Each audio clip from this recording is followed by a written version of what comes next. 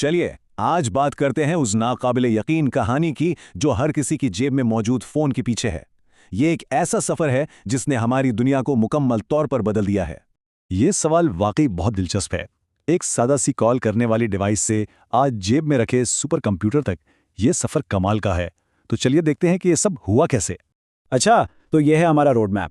सफ़र शुरू होगा 1980s की दहाई से और हम देखेंगे कि हर नई जनरेशन ने पिछली वाली की कमियों को कैसे पूरा किया और हमें वहां तक पहुंचाया जहां आज हम हैं। ठीक है, तो चलते हैं बिल्कुल शुरू में 1980 की दहाई में, जब पहली जनरेशन की टेक्नोलॉजी सामने आई। जरा सोचें, इससे पहले तो फोन घरों और दफ्तरों की दीवारों से जुड़े होते थे। 1G ने पहली बार ये आज़ादी दी कि चलते फिरते बात की जा सके, लेकिन ये जादू इतना भी सीधा नहीं था। तो 1G ने आज़ादी तो दे दी, पर इसमें खामियां बहुत थीं। आवाज़ साफ नहीं आती थी, प्राइवेसी का तो सवाल ही पैदा नहीं होता था, और बैटरी वो तो बस आधे घंटे में ख़त्म। मतलब ये एक शुरुआत तो थी, लेकिन यह साफ था कि अगली जनरेशन को इन सब मसलों का हल निकालना होगा। और फिर 1990 के दहाई में आई 2G, और ये एक बहुत बड़ी छलांग थी। सबसे बड़ा फर्क था एनालॉग से डिजिटल सिग्नल पर शिफ्ट होना। अब देखें, एनालॉग सिग्नल पुराने रेडियो की तरह थे, जिसमें बहुत शोर आ जाता था, लेकिन डिजिटल ने आवाज़ को कंप्यूटर कोड में बदल दिया, जिससे कॉल्स एकदम साफ और कहीं ज़्यादा महफूज हो गईं। बस इसी एक तब्दीली ने सब कुछ बदल कर रख दिया। कॉल्स तो साफ हो गईं, महफूज भी हो गईं, लेकिन जो असल गेम चेंजर था ना, वो था SMS। पहली बार ऐसा हुआ कि हम सिर्फ आवाज़ ही नहीं बल्कि लिखे हुए अल्फाज भी भेज सकते थे। लेकिन हाँ, इंटरनेट की बात करें तो वो अभी भी बहुत ही सुस्त था। मतलब कोई वेबसाइट खोलने के लिए हिम्मत चाहिए होती थी। अभी उसका वक्त नहीं आया था। तो इसके बाद आया अगला पड़ाव, 3G। ये 2000 के बाद का दौर था और इसने इंटरनेट की एक बिल्कुल नई दुनिया के दरवाजे खोल दिए। 3G ने असल में फ़ोन को सिर्फ एक फ़ोन नहीं रहने दिया। ये एक सादा सी बात करने वाली डिवाइस से एक असली इंटरनेट पोर्टल बन गया। अचानक जेब में पड़ी इस छोटी सी डिवाइस से ईमेल भेजे जा सकते थे, वेबसाइट्स खुल सकती थी और यहाँ तक कि हल्की फुल्की वीडियोस भी चल सकती थी। फ़ोन की दुनिया ही बदल गई थी। लेकिन एक मसला था। 3G ने इंटरनेट का वादा तो कर दिया, पर स्पीड का कोई भरोसा नहीं था। कभी तेज़, कभी एकदम सुस्त।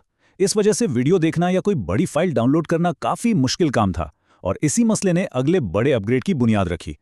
फिर आया 2010 के आसपास का वक्त और 4G, जिसे LTE भी कहते हैं, मैदान में आया।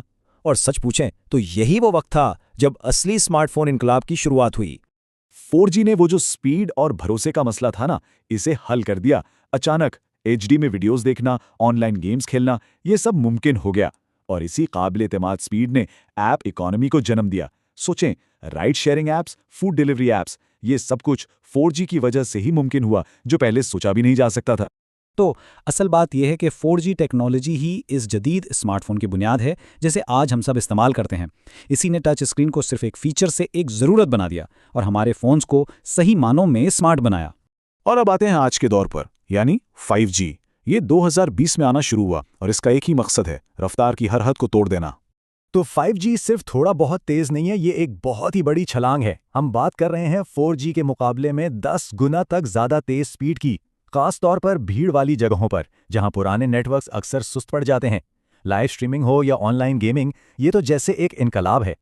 स्पीड तो एक तरफ, 5G की जो असल ताकत है ना, वो है इसकी बहुत ही कम लेटेंसी। अब लेटेंसी क्या है? ये वो वक्त है जो सिग्नल को डिवाइस से नेटवर्क तक जाने और वापस आने में लगता है। कम लेटेंसी का मतलब है कि जैसे ही स्क्रीन को टच किया, फौरन रद्द-ए-अमल मिलेगा। ये मुस्तकबिल की टेक्नोलॉजीज जैसे खुद चलने वाली गाड़ियां और रिमोट सर्जरी के लिए बहुत ज़रूरी है।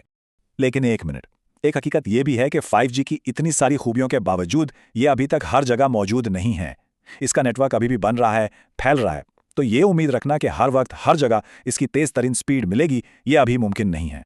तो आखिर में आइए ज़रा मुस्तकबिल में झांकते हैं और ये भी देखते हैं कि इस सारी टेक्नोलॉजी का हमारी रोज़मर्रा की ज़िंदगी के लिए क्या मतलब है।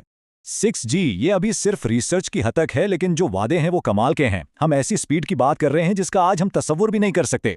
एक ऐसा नेटवर्क जो खुद ही सीखेगा, खुद को बेहतर बनाएगा और हमारी जिंदगी के हर हिस्से से जुड़ा होगा। मुस्तकबिल तो बहुत दिलचस्प है, लेकिन आज की हकीकत क्या है? सच तो यह है कि ज़्यादातर लोगों के लिए रोज़मर्रा के कामों के लिए 4G बिल्कुल काफ़ी है। हाँ, 5G एक ज़बरदस्त अपग्रेड है, लेकिन यह हर किसी के लिए लाजिम नहीं है। और ये सब हमें एक आखिरी सवाल पर ला खड़ा करता है। इस सारी मालूमात के बाद ये सोचने की बात है कि किसी की अपनी ज़रूरियात क्या हैं। क्या वाकई 5G की रफ्तार की ज़रूरत है या 4G ही काफ़ी है? ये वो सवाल है जिसका जवाब हर कोई अपने इस्तेमाल को देखकर खुद दे सकता है। इस दिलचस्प रिव्यू में हम आपको मोबाइल नेटवर्क्स के इस सफ़र पर ले चलते हैं जिसने हमारी रोज़मर्रा ज़िंदगी को मुकम्मल तौर पर बदल दिया। ज़रा सोचें, आज हम चंद सेकंड्स में वीडियो कॉल, इंटरनेट ब्राउजिंग और ऑनलाइन गेमिंग करते हैं, मगर एक वक्त ऐसा भी था जब सिर्फ़ कॉल करना ही बड़ी बात थी। ये कहानी है पिछली नस्ल से लेकर मुस्तकबिल की टेक्नोलॉजी तक, जो ना सिर्फ हैरानकुन है बल्कि आपको आखिर तक देखने पर मजबूर कर देगी। 1980 की दिहाई में जब पहली नस्ल यानी 1G आई तो ये इनकलाब से कम नहीं थी। पहली बार लोग बगैर तार के एक दूसरे से बात कर सकते थे, मगर ये सहूलत अपने साथ कई मसाइल भी लेकर आई। आवाज़ अक्सर वाज़े नहीं होती थी, सिक्योरिटी ना होने के बराबर थी और फ़ोन इतने भारी थे कि इन्हें उठाना भी मुश्किल लगता था। सबसे हैरानकुन बात यह थी कि इन फ़ोन्स में ना मैसेजिंग थी, ना ही इंटरनेट, सिर्फ कॉल ही सब कुछ था। फिर आया दूसरा मरहला यानी 2G, जिसने कम्युनिकेशन का अंदाज़ बदल दिया। यहाँ एनालॉग सिग्नल्स की जगह डिजिटल टेक्नोलॉजी ने ले ली, जिससे आवाज़ साफ़ और कॉल्स ज़्यादा महफूज हो गई। इसी दौर में पहली बार SMS का तस्वुर सामने आया, जिसने लोगों को मुख्तसर पैगामात भेजने की सहूलत दी, मगर इंटरनेट की रफ़्तार अभी भी बहुत सुस्त थी, जिसकी वजह से ऑनलाइन दुनिया अभी पूरी तरह खुल नहीं सकती थी। 2000 के बाद जब 3G मुतारफ़ हुई तो मोबाइल फ़ोन वाकई स्मार्ट बनना शुरू हुए। अब सार्फिन ईमेल भेज सकते थे, वेबसाइट्स खोल सकते थे और सोशल मीडिया इस्तेमाल कर सकते थे।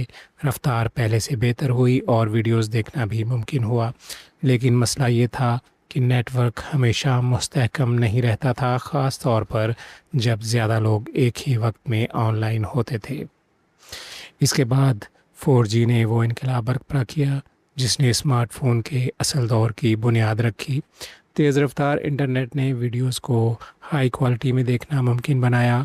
ऑनलाइन गेम्स बगैर रुकावट के चलने लगे और बड़ी फाइल्स डाउनलोड करना आसान हो गया।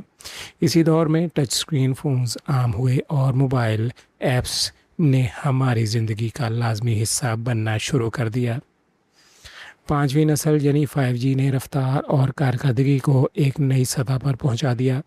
इंतहाई कम लेटेंसी के बाइस फौरी रिस्पांस मुमकिन हुआ, जिससे ऑनलाइन गेमिंग और लाइव स्ट्रीमिंग का तजर्बा मज़ीद बेहतर हो गया। ताहम अभी भी इसकी कवरेज हर जगह दस्तयाब नहीं, ख़ास तौर पर दूर दराज इलाकों में सार्फिन को पुराने नेटवर्क्स पर ही इन्हिसार करना पड़ता है।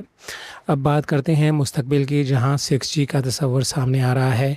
ये टेक्नोलॉजी अभी तहकीक के मरहले में है, मगर तवक्को की जा रही है कि ये मसनूई ज़हानत के साथ मिलकर नेटवर्क को खुदकार और इंतहाई तेज़ बना देगी। लेकिन हकीकत ये है कि आज के दौर में भी ज़्यादातर लोगों के लिए 4G या 5G ही काफ़ी है, जबकि 6G एक ऐसा ख्वाब है जो आने वाले सालों में हकीकत बन सकता है। वीडियो को लाइक कीजिए, चैनल को सब्सक्राइब कीजिए। मज़ीद ऐसी इन्फॉर्मेटिव वीडियो के लिए बहुत शुक्रिया।